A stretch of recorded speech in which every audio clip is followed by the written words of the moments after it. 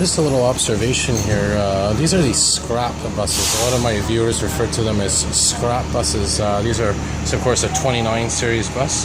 Just so you know, the first two numbers, the first two digits, represent the year the bus was built. So, for example, 29 is from the year 2009.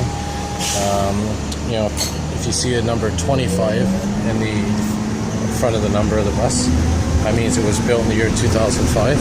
And the 31 and 36 series mean that it was built in 2011 and 2016 respectively. So this one, for example, is 29-126. This means this bus was built in the year 2009.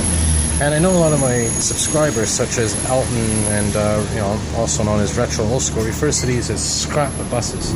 You can see that the material on the buses, it's you know, it's uncomfortable to sit on. The plastic's also thinner compared to the earlier model buses, and I'm talking about the 25 series buses built in 2005, the 22 series buses built in 2002 and earlier.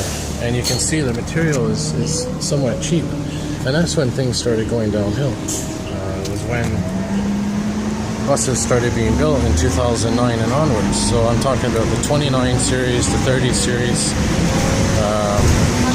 31 series and whatnot. And you know, I was just thinking of an observation. What was going on in the world at that time? Well, we were dealing with the financial crisis. The financial crisis of 2008, 2009.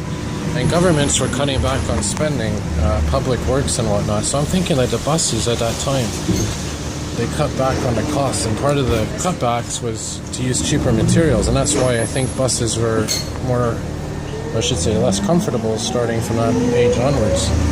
And I think they decided to stick to this model of bus because it was cheaper to produce, and I don't think a lot of people complained.